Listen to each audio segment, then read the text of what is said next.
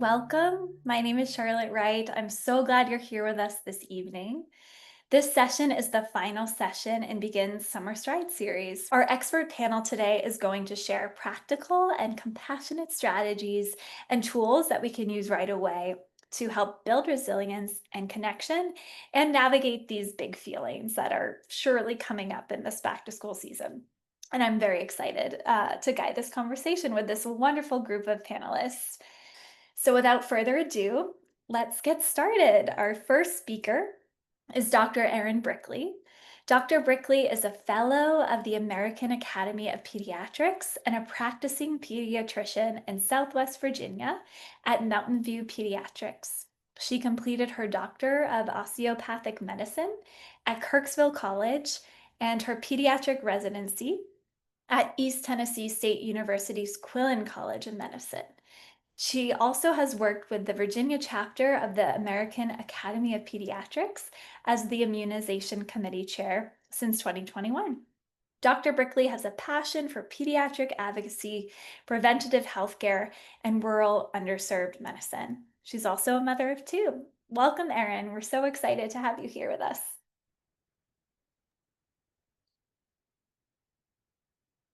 Thank you for that introduction, Charlotte. So, as Charlotte said, I am Dr. Erin Brickley, or Dr. B, as all my patients call me. And I will preface this by I actually had my oldest just started kindergarten as well. And I was sharing with everybody before we started that she has shared a virus with our family. So if I have to stop and cough while I'm talking, I apologize in advance. So, raising resilient kids, there's lots of techniques we can look at. Some are physical, some are mental. This is something that we talk about often year long with our kids, not just for transitioning to a new school year, but any transition, moving to new houses, having a new baby. This is just a good time that we see changes for a lot of families, whether it be transitioning from preschool to kindergarten or elementary school to middle school, so on and so forth. And so there's lots of great ways that we can kind of give concrete ways to work through this. Mental health development has become really an important thing in general pediatrics. Over the last 20 to 25 years, we've started to understand more how what we call the prefrontal cortex, or the part of the brain that's right here, um, is developing. And it's so underdeveloped, so much more than we used to think in the ages of 2 to 6 or 10. And so it's so important for us to remain as comfortable, calm, collected as we can. Although we all know, even I know, that's not easy for myself either. So the more you can do to stay routined and to talk with your children in an adult manner, which sounds odd to talk to a 4-year-old like an adult, but they understand a lot more than we think that they do. And I know this slide looks really wordy, but it's just to kind of give you an idea of some jumping blocks, some places to look off of from there. So these are kind of some AAP, or the American Academy of Pediatrics. This is kind of what they've taught us to look at when we're trying to create good mental health development. So not only we can use good resilience later, but even now, your young children, when you're not even thinking about starting school, for that younger sibling, when big sister goes to school, little brother needs to have that good mental health development still as well. And this can start as young as 6 or 9 months of age, starting with just safe, stable, nurturing family relationships, whatever your family looks like. You can create predictable routines. On every Thursday, we go to grandma's house. Every Saturday, we go to the park in the morning. We set aside time for play. Routines can also not just look like what we do each week, but what we do each day. After you get home from school, we have a snack. Then we have 10 minutes of listening to music and dancing around the room. Then we work through whatever homework we may have. Then we have a little bit of downtime where the child may be able to do whatever free play they want to do. So everything is the same over and over again. And while for a lot of us as adults that seems very boring almost, for children, that's what they need, predictability. When so many things change from day to day at school, they have a different extracurricular activity. They go to a different specials activity each day. It can become stressful for them in that school setting, so that they know that that safe setting at home is the same every day. That's very helpful for them when they know they can come home to that safe environment. We also recommend not only setting aside good routines and time for play, but just positive parenting. So many of us growing up learned negative reinforcement. Don't do that. We don't want that. Stop that. which sometimes we have to do those things, especially related to safety. Obviously, we can't have children jumping off of a cliff. That's not safe for anybody. But we have learned that using positive reinforcement is so much more valuable and so much better for mental health development for children. And this can look like things of just not only complimenting your child, but also just using positive talk. So if you see your 5-year-old share something with your 2-year-old later in the day, I am so proud of you for sharing that toy with your brother earlier today. Or, I saw you earlier today. I heard you what you were telling your sister. You did such a great job talking with her and staying positive with her. So you're reassuring what they're doing by reassuring them that they understand that you are being positive there too. We also want you to talk with your children. Like I said, just talk and be open with them. How was your day today? And you don't necessarily want to use super broad questions, but you also don't want to be so narrow that they only have yes, no answers. So finding a good balance. What'd you have for lunch today? That's a question we love to ask our 5-year-old when she comes home. We're trying to encourage her to try new things at lunch. So she's trying school lunches. And what was lunch today? Today was macaroni and cheese. We know she loves macaroni and cheese, but yesterday was a chicken sandwich, which she never had before. And she actually liked that too. She told me when I picked her up from school, she said, I didn't really like the bun, Mommy, but the chicken patty was pretty good. So just, having that listening conversation was a way to open up. Well, I'm so happy you tried something new today, and talking from there and becoming more conversational. Um, and then, acknowledging emotions. Children get frustrated, children get sad, children get mad. We don't want to suppress those emotions. We can't learn to control our emotions until we can understand what our emotions are. So, naming, validating, and supporting the need. That's what we try and teach all of our parents, especially of these young children. I see right now that you are mad because your brother took your toy. That was not nice of your brother to take your toy. We're going to support you by doing this. The next step is I'm going to take that toy back from your brother and we're going to work together with it. And then practice those coping skills. I know that you are really frustrated right now because we can't go get ice cream. And I told you earlier we might be able to get ice cream. What's something we can do instead of that? Let's draw a picture of the ice cream.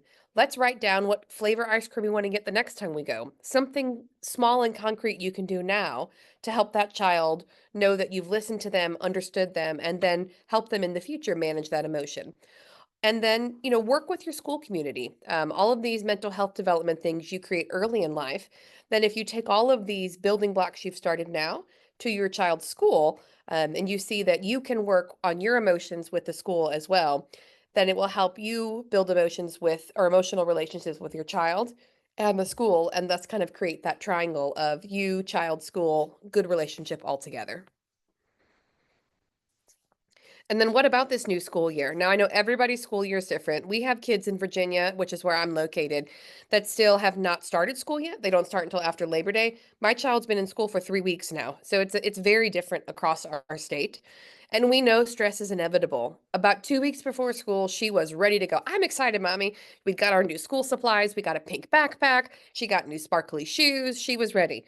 And then a few days later, Mommy, I'm a little bit nervous about school. And that's normal. We expect change to be normal. So, what can we do to, kind of predict that stress and respond to that stress? Children learn from watching, they learn from repeating, really, is what it becomes.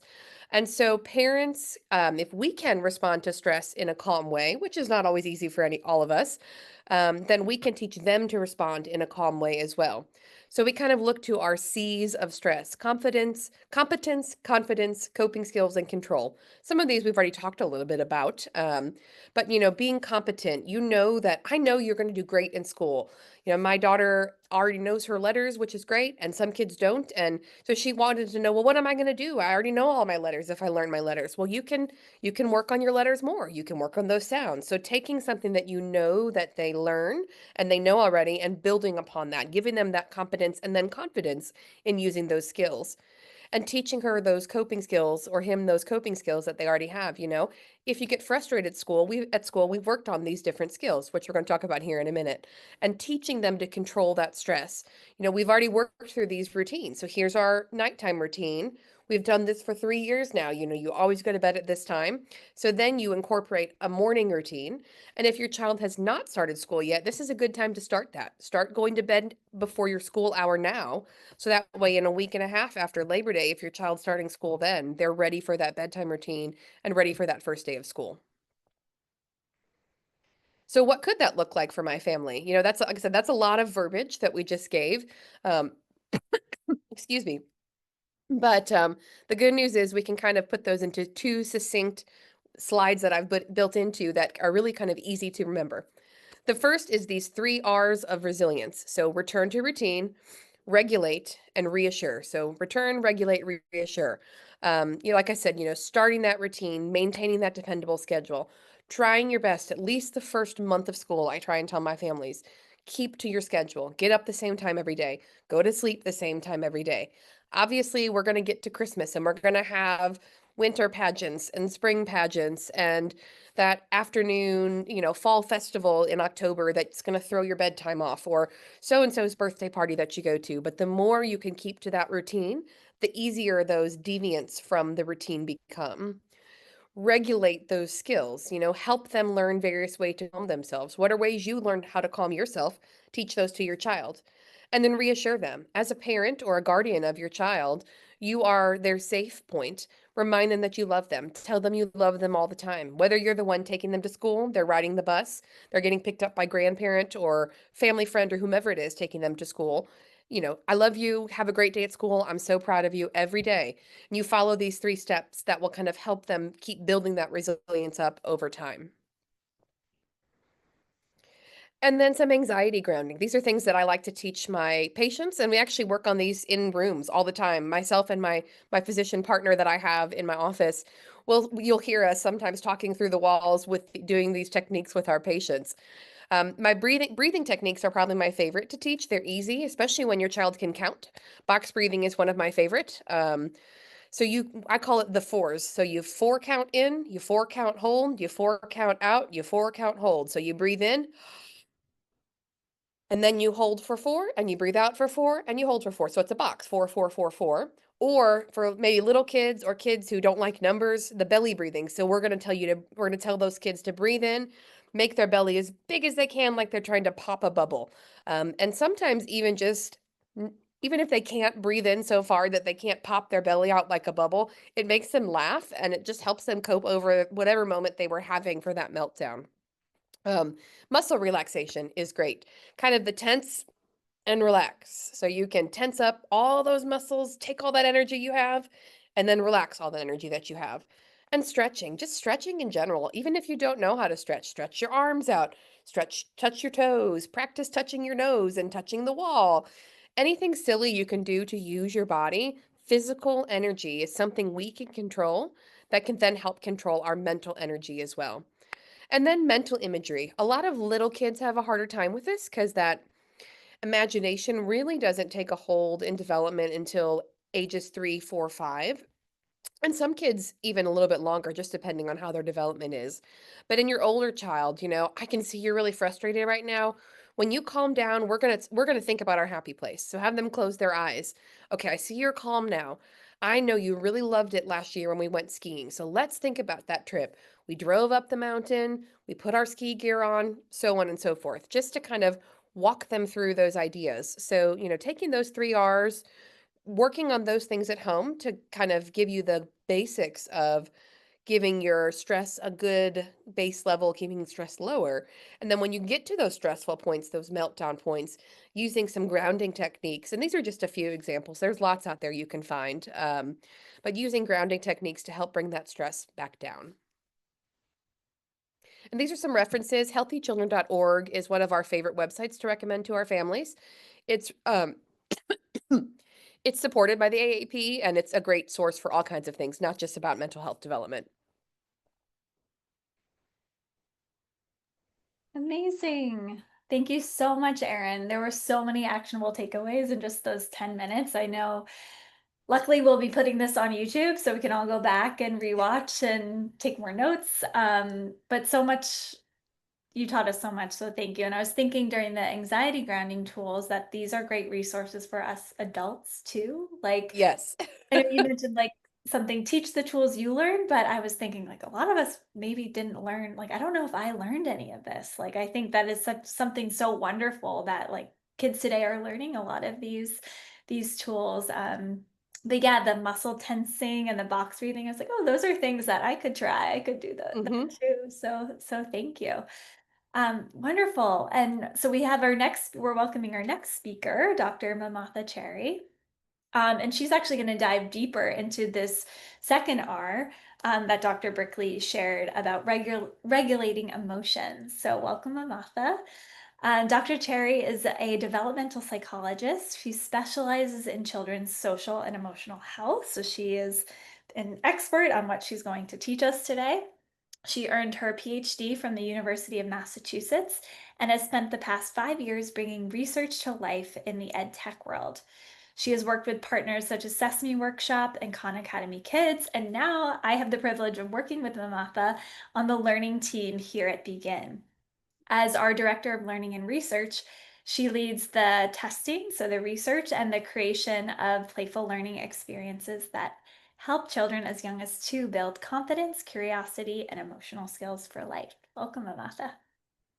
Thank you so much, Charlotte. I'm so honored to be here today as part of the Summer Stride series. And I'm going to kind of dive deeper into some of the things that Dr. Brickley mentioned.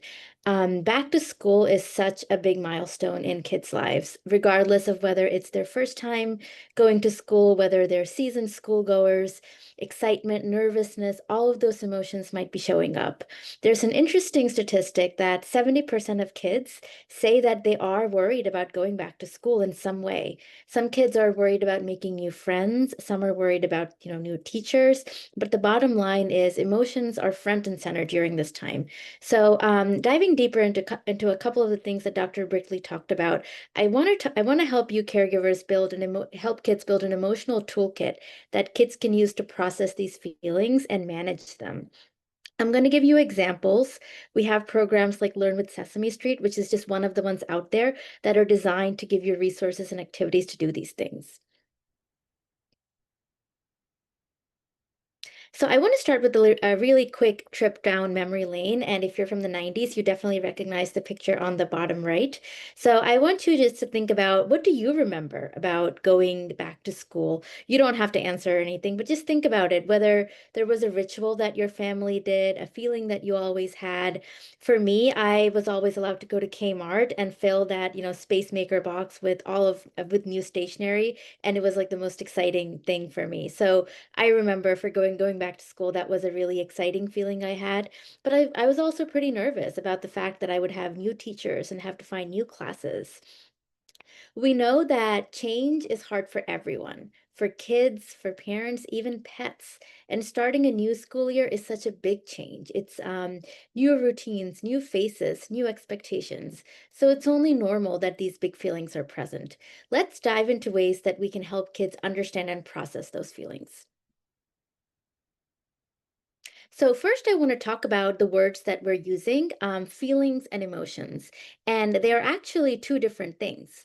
Emotions are your body's reaction to something in the environment, like butterflies in your stomach is an emotion, or having a fast heartbeat. Emotions are physical and they're universal.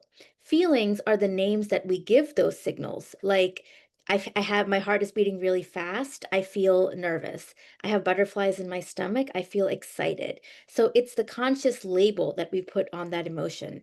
And it's our brain's way of interpreting those body signals and giving it words.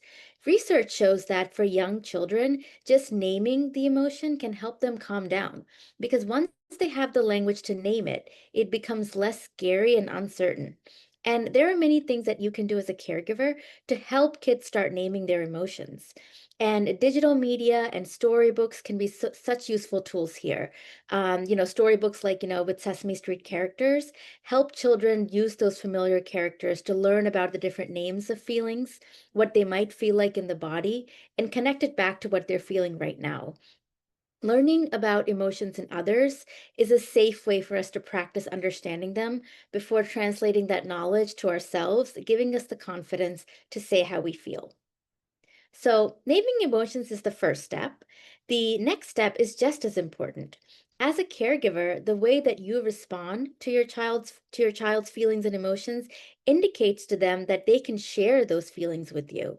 Now, Dr. Brickley covered a lot of these language, but I want to add a couple more here. So, one, as she mentioned, validate your child's feelings. Say things like, I hear you. I hear you say that you're feeling nervous. I hear you say that you're feeling scared about starting school. Normalize the feeling. Tell them things like, everyone feels nervous when they're starting school. It's okay to feel scared about a new school year. Acknowledge, or I'm sorry, accept the feeling. Tell them that all feelings are okay to feel. It's whatever feeling you have right now is your feeling, and it's okay. Acknowledge that they're feeling it and reassure them that you're here to help. When you use these kinds of languages, when you use this kind of language, kids, it tells kids, I see you, I understand, and I'm here for you. Ask questions about the feeling that they're telling you they're feeling and talk about times that maybe they felt that way sometime before. You can even share a time that you felt that way before and how you worked through it. So the message then becomes, all feelings are okay.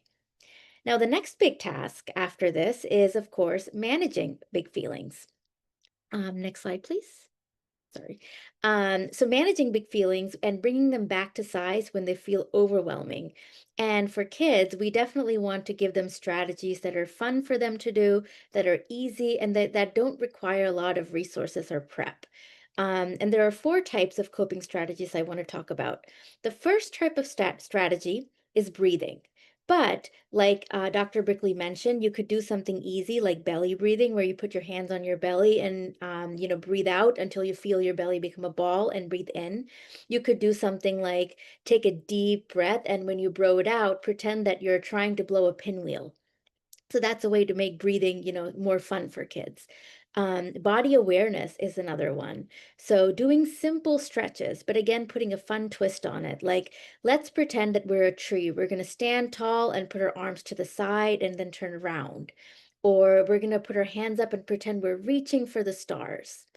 Another one is a sensory strategy. So anything related to the senses, like something that you can touch, like holding a stuffy or asking a parent or someone for a hug.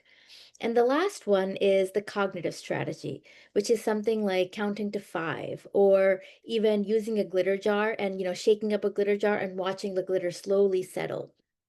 There are so many strategies that you can try and find what works for your kids. And the key is to try the strategies that you can do together with them. So you can model the strategy for them, do the strategy with them, and then talk about it. If you can, make it something that's fun and part of your everyday routine. So, for example, one thing you can try is maybe as part of your child's calm down, bedtime routine, they hug all of their stuffies, just to feel that, just to have that sense of touch. Or maybe right before drop off, both of you sing the belly breathe song together in your car and you practice belly breathing. The more familiar kids are with these strategies and its steps, the easier it's going to be for them to pull it out of their toolkit when they need it. And if you need a mantra or your kids need a mantra to remember, use this one. It's I notice, I feel, I can. So I notice that my heart is beating really fast. I feel nervous. I can try belly breathing. Next slide. So I know we covered a lot today, and there's two things that I'd love for you guys to take away from my presentation. Um, the first thing that I think in terms of building an emotional toolkit is to help kids name the feeling, name it to tame it. Once they put words to the emotion, it becomes less scary, and you can convey to them that it's okay and that you're here for them. Secondly, practice these calming strategies when you're calm, when you're not having a big feeling. That way, these tools become a habit and not a rescue. And before I forget, a lot of these strategies that you're seeing on the screen are going to be included in the packet that you receive right after the webinar. So you'll have them to look at later as well. Back to school, we all know brings a lot of big feelings, and all of them are okay. Naming those feelings gives kids agency over them, and managing them builds confidence. And while these skills take time, there are ways that you as a caregiver can make them playful and easy for kids to practice. When we support the emotional side of going back to school, we can feel good knowing that your kids aren't just walking in with a ready to go backpack, they also have a ready to go emotional toolkit of strategies that they can use throughout the school year. Thank you so much for your time, and here's to a smoother, happier back to school season for families everywhere. Thank you so much, Mamatha. That's so helpful. And I loved how you broke all of this down. Like so much of this feels manageable, right? Again, I'll probably have to go back and watch the YouTube. But the I notice, I feel I can way to think about things is so manageable, not only for a parent, but for a child, of course, and to work on that together throughout the day as big feelings come up. I also wanted to note for all of you that Mamatha and I worked together on an efficacy research study that we did on Begins Learn with Sesame Street program that Mamatha mentioned very briefly. That was designed to support a lot of what she spoke about. And many of those images in her presentation are from this program. And we found that after just 3 weeks using the program, that the preschoolers who did the research study and engaged with the program improved their ability to understand, express, and even regulate their emotions and use some of these emotional regulation strategies. And so it was just amazing to see how the product, the program, had the impact that we designed it to have. So I recommend you checking out Begins Learn with Sesame Street program if you're working on those big feelings at home. And we actually are going to be sharing a discount code for the program that will come in our email that I send later this week. So stay tuned for that. But just a reminder to share your questions in the Q&A as they come up for our wonderful panelists. And lastly, we're going to hear from Brian Matthews. And Brian is going to dive into that final R of those 3 R's that Dr. Brickley shared with us, that reassure. He's going to share how we can use conversation to build connection and resilience. Brian is an independent educational consultant dedicated to equipping educators and curriculum developers with innovative resources and training. And he's a former educator himself. Most recently, he served as the curriculum director for Age of Learning, which many of you may know as ABC Mouse. He holds a bachelor's degree in cognitive science from the University of California at Berkeley, a master's degree in elementary reading and literacy from Walden University, and a national board certification as a middle childhood generalist. Currently, he shares his expertise as an advisory board member for the Fidget Game, which is a curriculum game company, and he's a member of our very own Begins Educator and Expert Collective, so we're so lucky to have him. And he's a father of 5, so thank you for joining us this evening, Brian. I can't wait to learn from you. Thank you so much for having me. Happy to be here. And thank you, Dr. Brickley and Mamatha, for your excellent insights. I learned a ton. So as we've been discussing, back to school can bring really big feelings. And like Charlotte said, I'm a father of 5. My wife and I have 5 children. And what we noticed is that each one was different. So some of them were really excited about school. Some of them were very nervous. Some of them weren't quite sure. But a key that Dr. Brickley shared was to make sure we have an open line of communication with our children. And so I'm going to talk today about using conversations as a tool to build emotional resilience. So let's jump in. First step, of course, we need to start the conversation. And that can be go ahead to the next slide, totally fine. That starting the conversation, that could be as easy as asking the question, how are you feeling about school? Or maybe just tell me about school. Now, at this point, it may not be just one conversation. It may be multiple small conversations over many days. And it's also important to note here that we need to make sure that this is an open-ended conversation. Sometimes we approach school and we're like, school is so amazing, isn't it? Don't you love school? And then if your little one isn't really having the best experience at school, they're going to be more hesitant to share. So we keep it open-ended, and we're patiently encouraging them to share how they're feeling. So we start that conversation. The next step is to listen non-judgmentally. When they start to share feelings, especially if there's a big feeling or a concern, we have a tendency to want to jump into problem-solving mode. We just have to remember, okay, stop, stop. That's not the first step. The first step is to really listen. We want to mirror how they're feeling and then seek to clarify. So I might say something like, oh, you're feeling sad? Well, what's making you sad? And then we can have a conversation. And then next we jump into labeling and validating. And both Mamatha and Dr. Brickley talked about the importance of naming those feelings. When we name them, we can better understand them and manage them. But for young children, sometimes they don't even know how they're feeling or what it's called. So we can say things like, oh, I'm listening to you. It sounds like you're feeling afraid. And then we validate. Oh, yeah, I understand. That might make me feel afraid too. So we start that conversation. We're listening non-judgmentally. And then we start our next step, which is to explore solutions. Now, especially for young children, this can be tricky. So we need to be ready with ideas. So let's talk about some of those. The first thought is that sometimes just talking is enough. So maybe my son is a little bit nervous about something that's happening in school tomorrow. And he comes home from school and we talk about it. And I give him a big hug and he says, okay, Dad talked to me. I got a hug. I'm okay. I'm ready for this. And that's all he needs. Sometimes it helps to give them information. So my oldest daughter, when she first started school, I remember the first day of kinder, she walked to school with her mom. She was holding her hand. And then there got to be a point where she absolutely just froze. And she hugged onto my wife's legs so hard and she did not want to go. And so that first day was tough.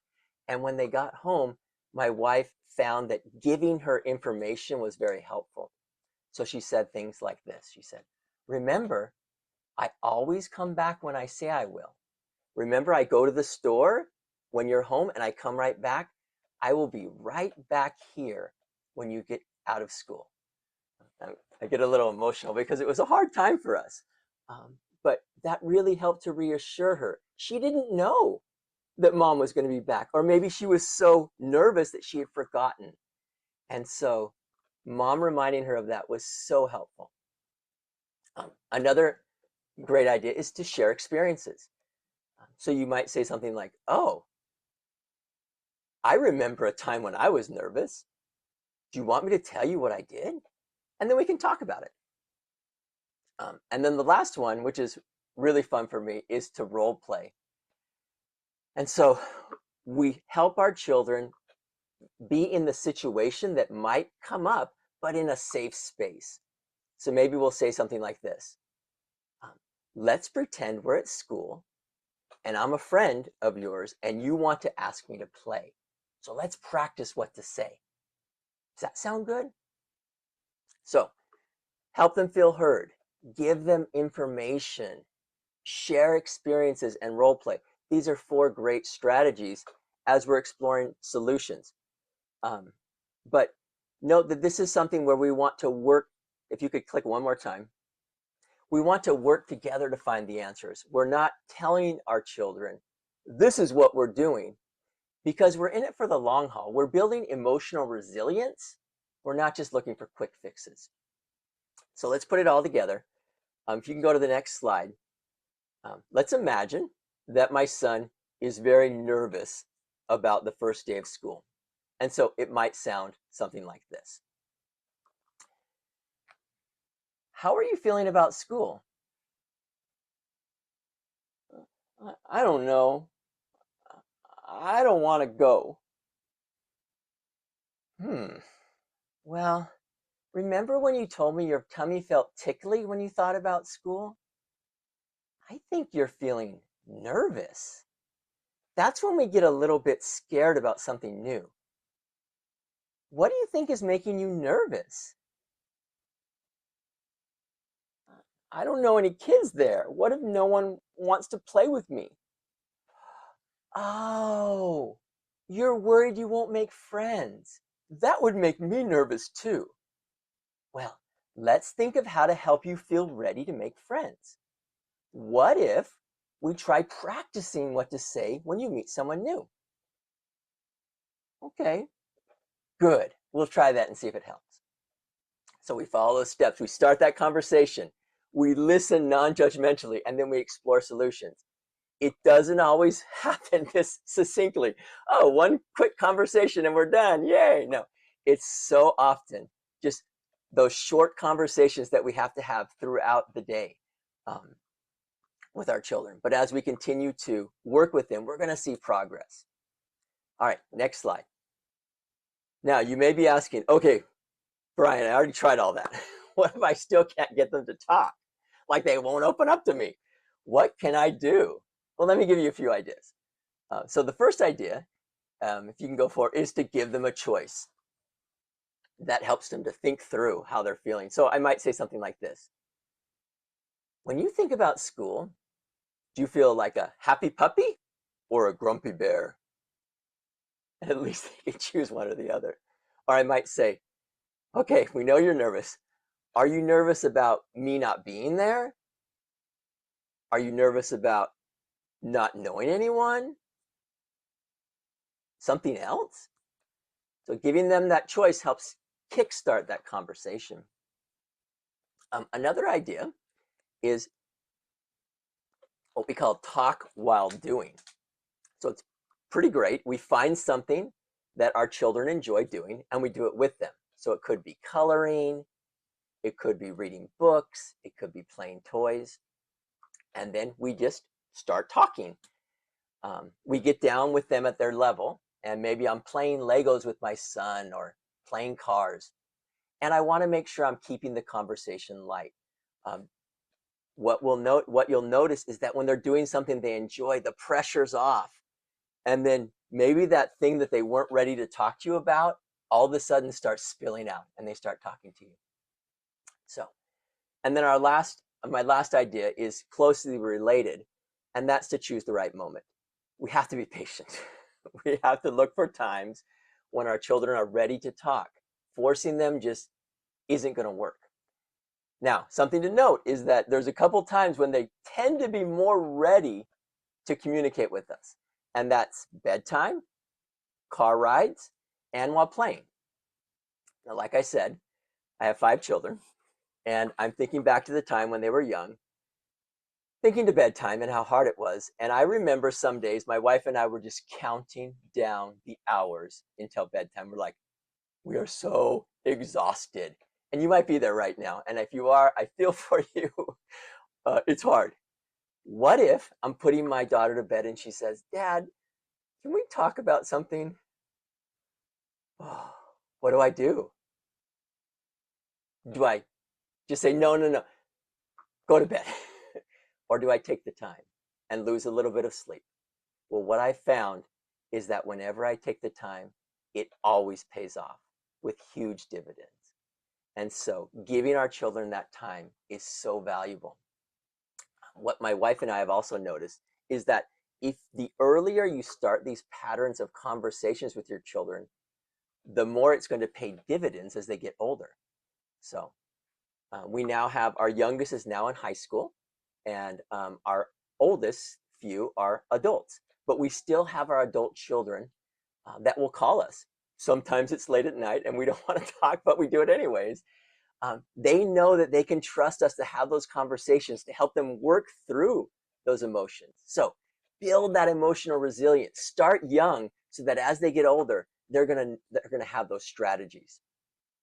Okay, so another thing to think about as we're having conversations with our children is we want to model calm confidence. So if you can click one time, children often mirror our behavior as adults. And so if we are calm and we are confident about school, sometimes that's enough for them and they will mirror that. Now, notice the two words again. If you could click one more time, calm and confident. So you can think about how you might act towards your children on a scale from 1 to 10. So we don't want to be a 1 or a 2. That would be calm, but lifeless. Something like this. Oh, great. School's starting. Well, probably going to be hard. Oh, that's not okay. Calm, but lifeless. Don't want that. We also don't want to be a 9 or a 10. That would be confident, but frenetic. Something like, I'm so excited for school. It's going to be so amazing. Yeah. Whoa, whoa. That's too much, too much feeling for our young ones. So dial it back. We want to keep it at a 5 or a 6. So calm, confident, and positive. All right, next slide. So my final idea is to have a growth mindset.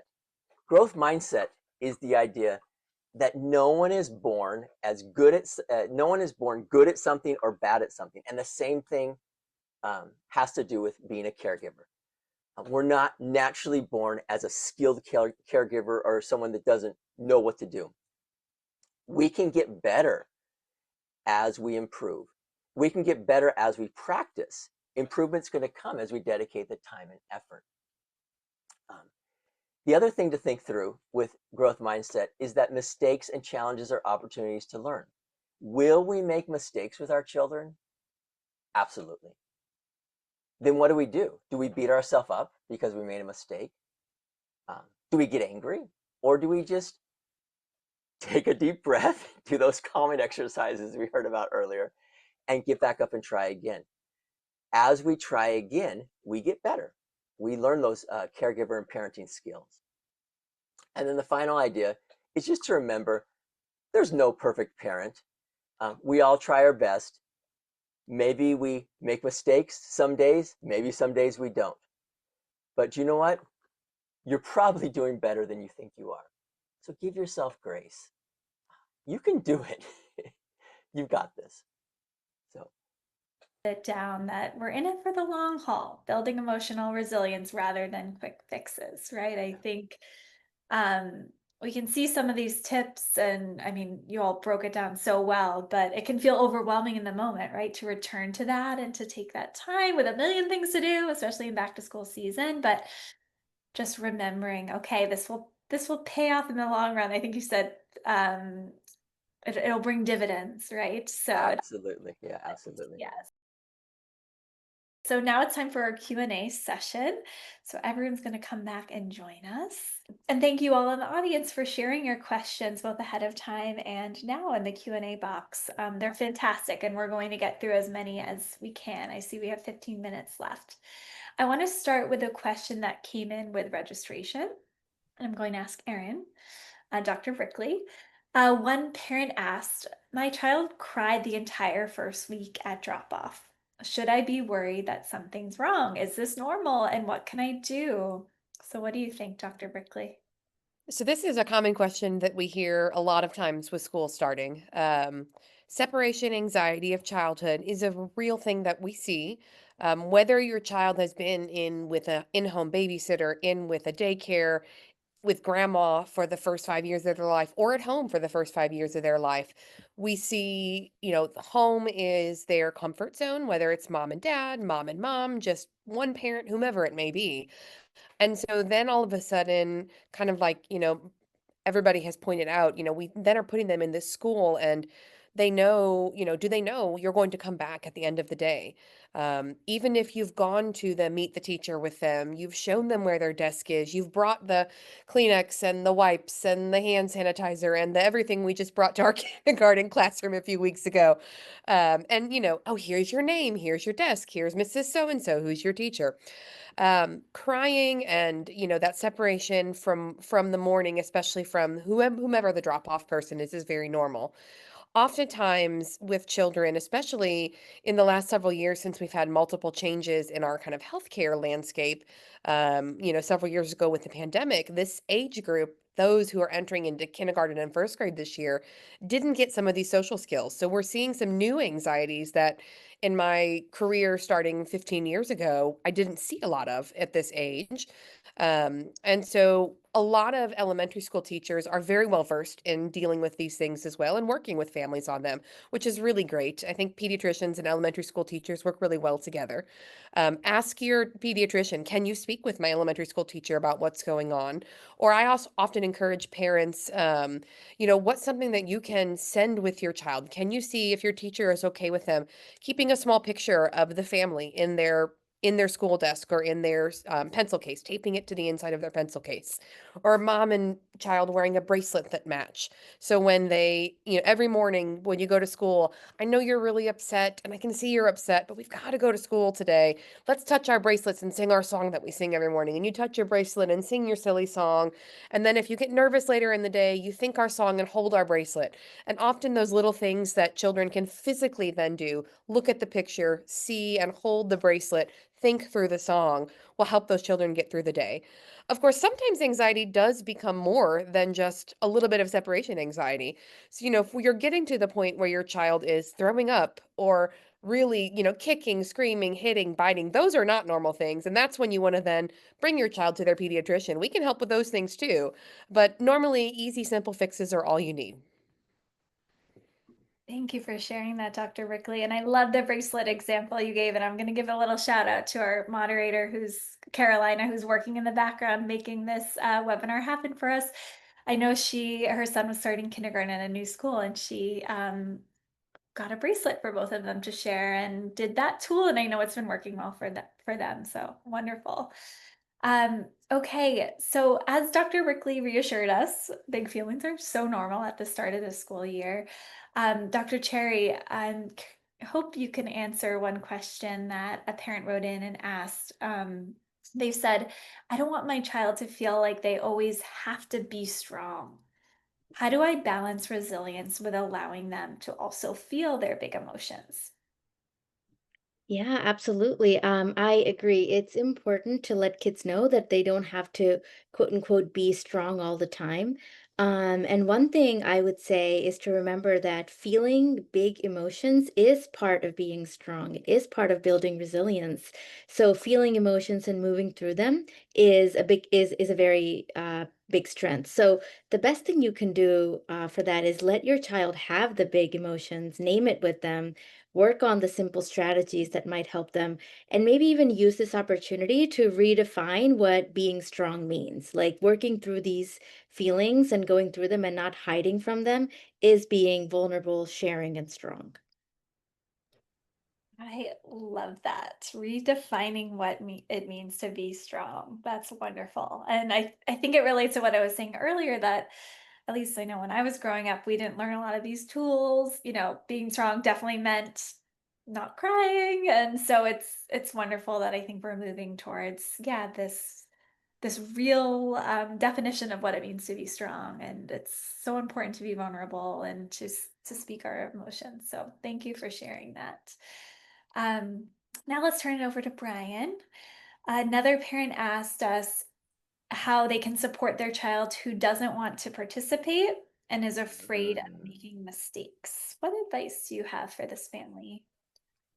Yeah, that's a common concern that I see frequently as an elementary school teacher.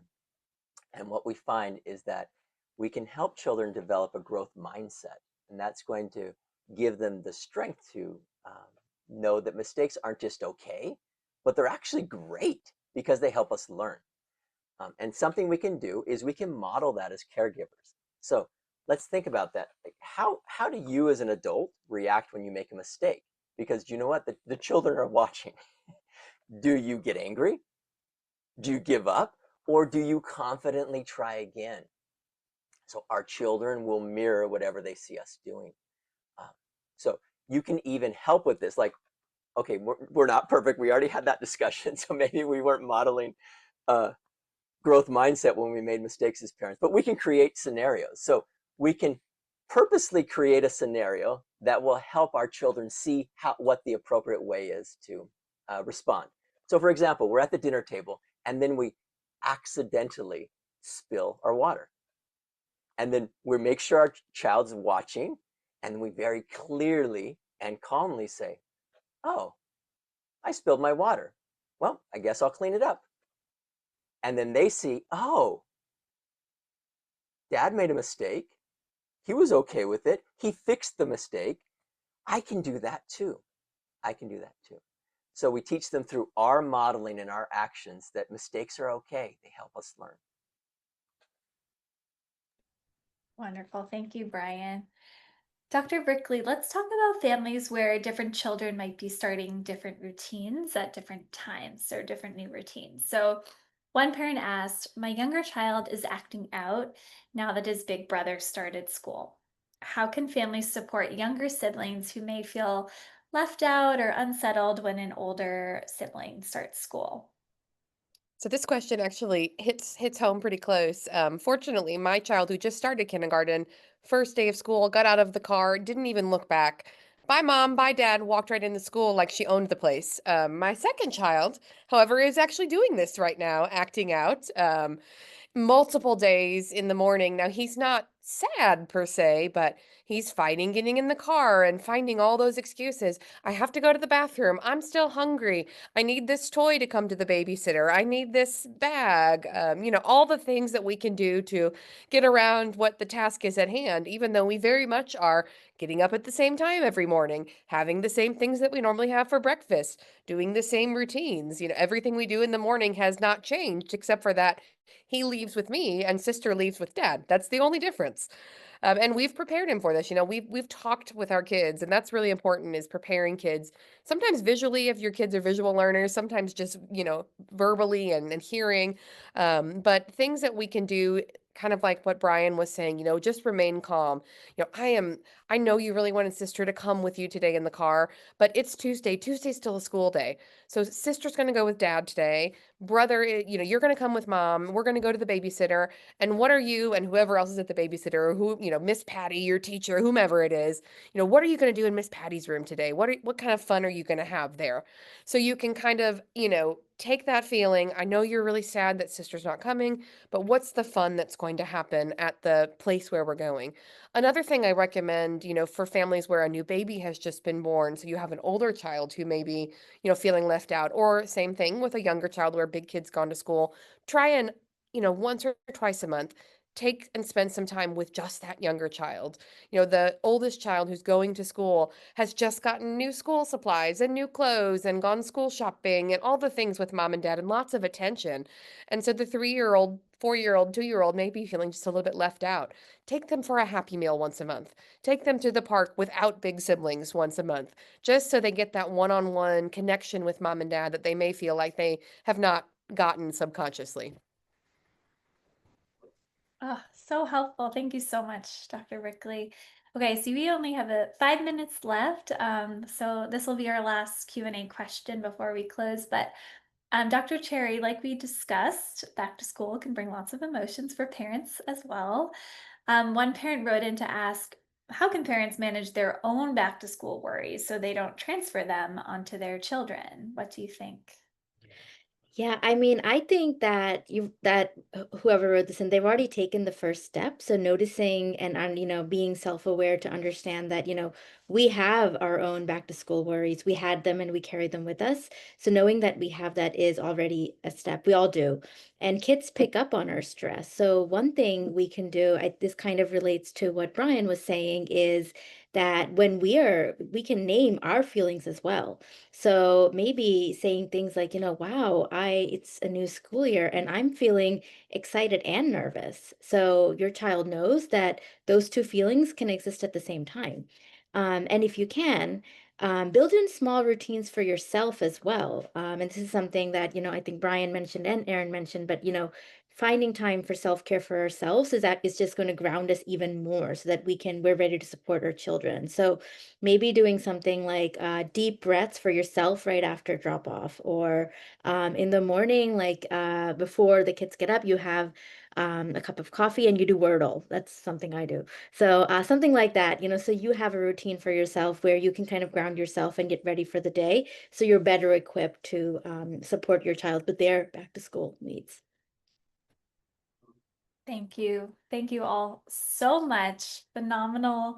We learned so much from all of you today. I know my key takeaway, something that's easy to remember, is those 3 R's. I think everything we spoke today is really grounded in those 3 R's of routine, regulate, and reassure. With reassure being reminding them that they're safe and loved, and you're here for them. I think sometimes it can be easy to forget. Um, that it can be as simple as that. I mean, there's a lot more to it, but just reminding that they're safe and loved. Sometimes we take that for granted. That reminder sometimes needs to come from us. So you've given us so much to think about, and we appreciate all of you for spending your evening with us. And thank you to everyone who joined us this evening and throughout the entire summer for our Summer Strides series. We just shared a link to the packet, the activity packet that goes along with this theme of resilience that our amazing creative team, along with our learning experts, including myself and Mamatha, um, helped create to fill with activities to help build resilience and foster that connection and confidence. I know you will all enjoy it, so I'm excited for you to check it out. Um, I will also be sending out an email with a link to the YouTube so that you can rewatch it for all these amazing tips. I know I'm going to be doing that. So I'm wishing everyone a fantastic back to school season, and we will see you next time. Thank you.